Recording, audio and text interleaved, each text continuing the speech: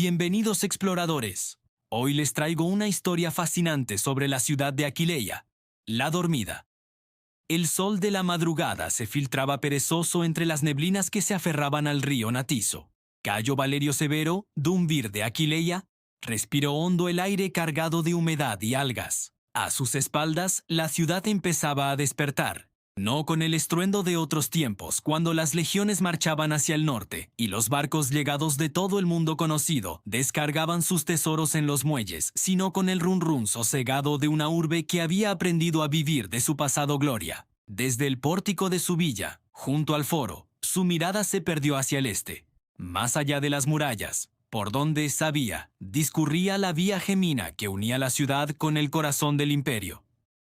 Un imperio que ya no era lo que era. Él, con sus 60 años a cuestas y el peso de la historia familiar sobre los hombros, era un custodio de memorias. Su bisabuelo, Marco, le había contado historias que a él le sonaban a mitos, historias de cuando Aquileia era la llave de Italia, el baluarte inexpugnable, la cuarta ciudad del imperio. Y ahora, en el año 420 de la era cristiana, él caminaba sobre esas piedras milenarias, sintiendo su pulso debilitado, pero aún presente. Aquel día, una misiva del obispo le requería en la basílica, un asunto sobre los nuevos mosaicos. Cayo, aunque fiel a los antiguos dioses, mantenía una relación de respeto y necesidad con el poder emergente de la Iglesia. Aquileia, al fin y al cabo, siempre había sido pragmática. Mientras se encaminaba, dejó que su mente viajara atrás, a los relatos que eran el orgullo de su estirpe. Capítulo 1. El nacimiento de un baluarte, 181 a.C. El viento soplaba frío desde los Alpes Julianos, agitando los estandartes de las legiones. El cónsul Cayo Manlio Bulsón, con la coraza empañada por la niebla matutina, observaba el vasto terreno llano entre el Natiso y el mar. No era un lugar elegido por capricho. Los embajadores de los vénetos aliados de Roma habían insistido. Aquí, en este cruce de caminos fluviales y terrestres, se podía controlar el acceso a la llanura padana y, lo más importante, frenar la amenaza constante de los bárbaros del este, los hiapodes y los carnos, y la ambición expansionista de los galos. Aquí, murmuró Bulsón para su lugarteniente, levantaremos una piedra en la garganta de los Alpes, una centinela de Roma. Los agrimensores ya habían trazado el ritual sagrado del Sulcus Primigenius, el surco fundacional con un arado de bronce. 3.000 colonos, veteranos de 1.000 batallas y familias ansiosas por una nueva vida, se afanaban en levantar el primer campamento. No era solo un fuerte militar, era el sueño de la república hecho ciudad, una colonia, en el sentido más puro. Un pedazo de Roma trasplantado a tierra hostil para civilizarla y defenderla. Los primeros años fueron de una dureza extrema. Las incursiones de las tribus vecinas eran constantes. Pero la tenacidad romana, combinada con la ferocidad de quienes luchan por su nuevo hogar, prevaleció. Las empalizadas de madera dieron paso a muros de piedra, las chozas, a domus con atrium, y, lo más crucial, los caminos de tierra se convirtieron en calzadas. La vía Ania pronto uniría a Aquileia con Ariminum, Rimini, y de ahí con el resto de Italia. Era el cordón umbilical que la conectaba con la madre patria. En una de esas primeras domus, un antepasado lejano de Cayo, un tal Lucio Valerio, tallista de piedra, esculpía el dintel de su nueva casa. Sus manos, curtidas, acariciaban la toba local, dándole forma. Cada golpe de cincel no era solo para construir un hogar, sino para fundar un legado. Él no lo sabía, pero estaba poniendo la primera piedra de una saga que vería nacer, crecer y languidecer a la orgullosa Aquileia. Capítulo 2. La puerta de todos los tesoros. Siglo I a.C. Portrait de Cristo. 2 siglos después, Aquileia bullía. El pequeño puesto avanzado se había transformado en una metrópoli que rivalizaba con Mediolanum, Milán, y Patavium, Padua. Su puerto fluvial, conectado por canales a la laguna y al Adriático, era un hervidero de lenguas y mercancías. Marco Valerio II, un negociador, comerciante de la familia, supervisaba la descarga de su última adquisición.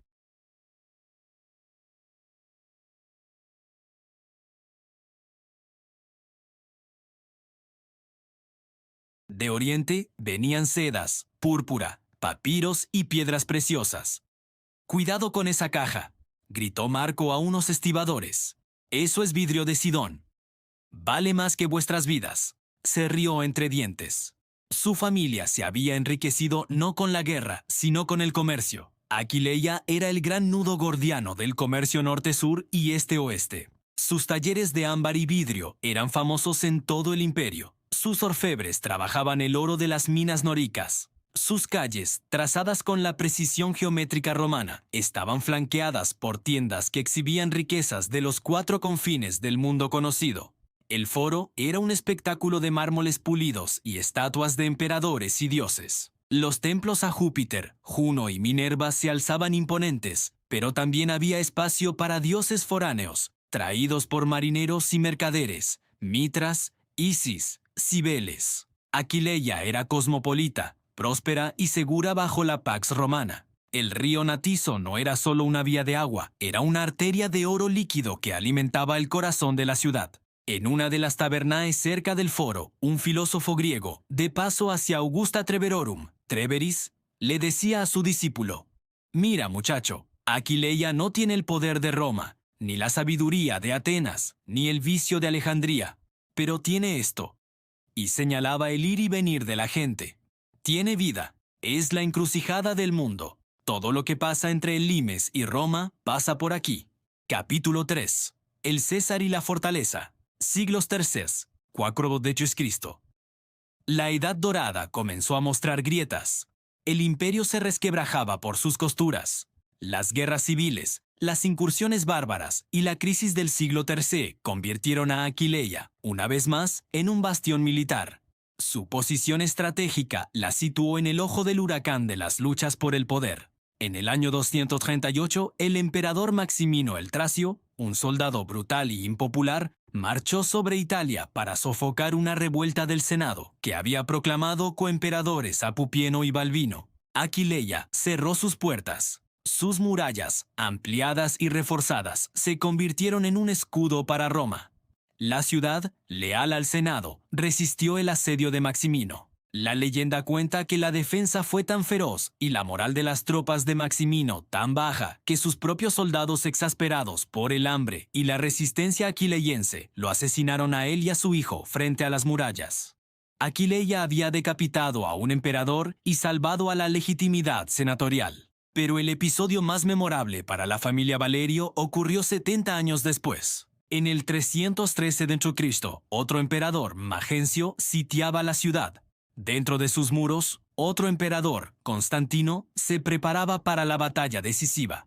Lucio Valerio Constante, tribuno militar, fue testigo de cómo Constantino, un hombre de carisma arrollador, arengaba a sus tropas. No hablaba solo de victoria militar, hablaba de un nuevo signo, de un nuevo dios. Mi abuelo, le contaría años después Lucio a su nieto, vio el labarum, el estandarte con el crismón, chirro, desplegado junto a las águilas.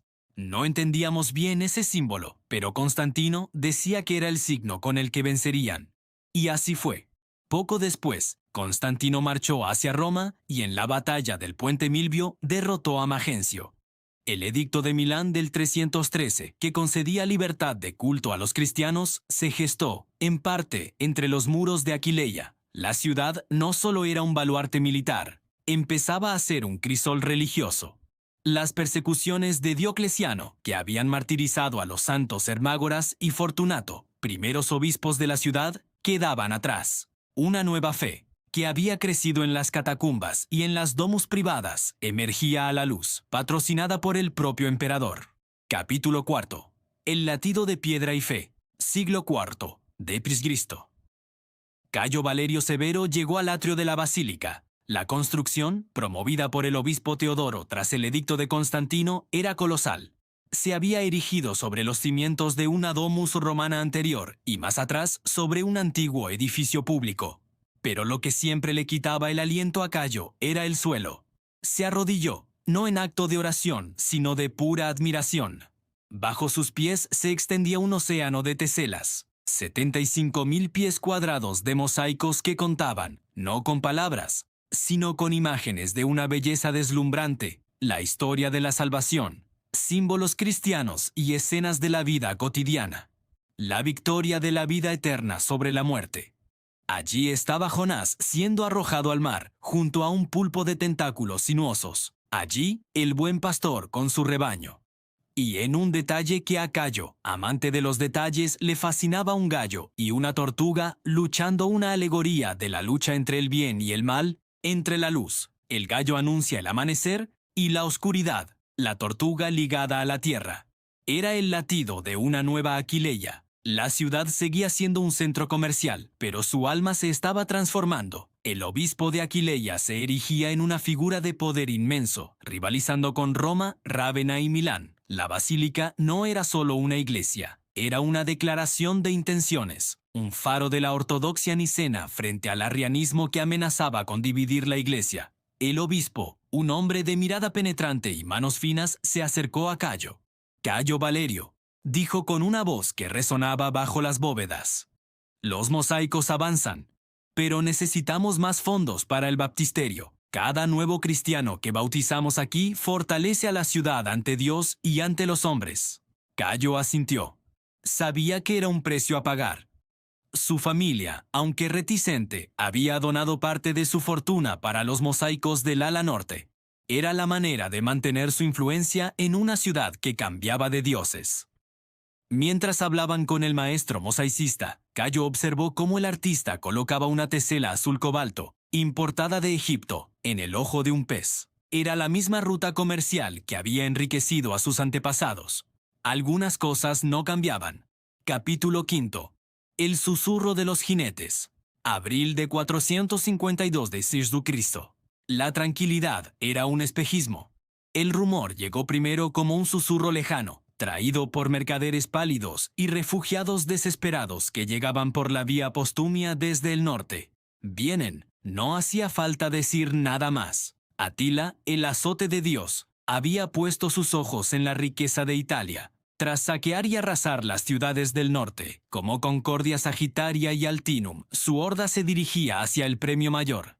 Aquileia, la llave del mar Adriático. La ciudad, confiada en sus murallas que habían resistido a tantos, se preparó.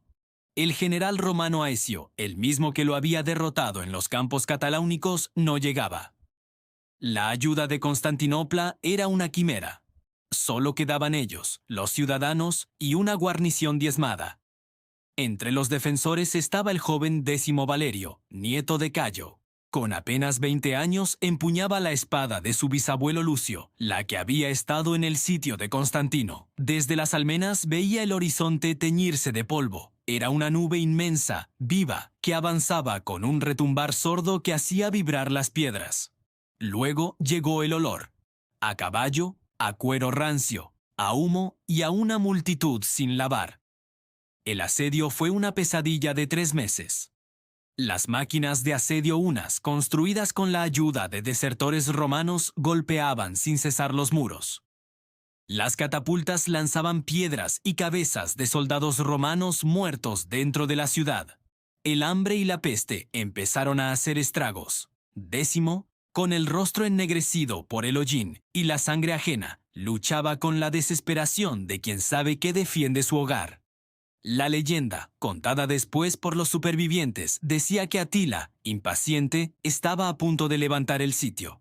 Pero una mañana, vio unas cigüeñas abandonando sus nidos en lo alto de las torres de Aquileia. Se volvió hacia sus lugartenientes y dijo, con una sonrisa cruel: «Mirad, las aves, más sabias que los hombres, abandonan la ciudad que caerá. Es un presagio. No se van, huyen».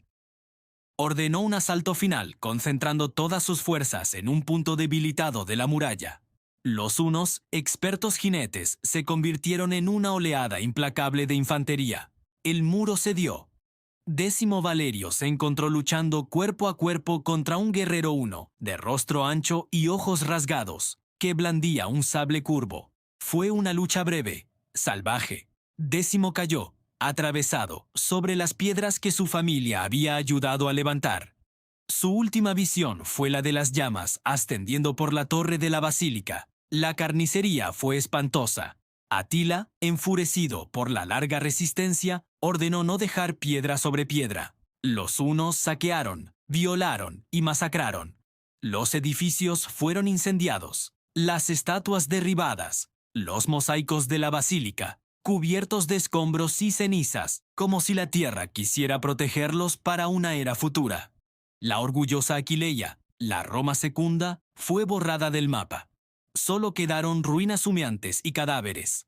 Los pocos supervivientes huyeron a la laguna, fundando asentamientos que, con el tiempo, se convertirían en Venecia. El silencio, solo roto por los graznidos de los cuervos, se instaló sobre la ciudad muerta. Epílogo. El sueño bajo la tierra. Años posteriores. Cayo Valerio Severo nunca supo del destino final de su ciudad. Su historia termina aquí, en el año 420, contemplando los mosaicos de la basílica, ignorante de la hecatombe que se cernía sobre su mundo. Pero la semilla que Aquileia plantó no murió. Siglos después, sobre las ruinas se construyó una pequeña aldea. Los campesios araban la tierra y sus arados chocaban, a veces con fragmentos de mármol y mosaicos. La gran basílica, sepultada, se convirtió en un mito.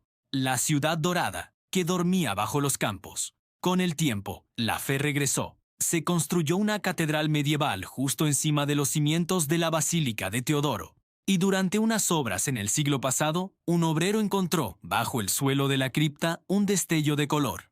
Al retirar la tierra, apareció el ala de un ángel de teselas. Poco a poco, con paciencia de arqueólogo, se fue desenterrando el magnífico pavimento del siglo IV. La basílica subterránea había vuelto a la luz.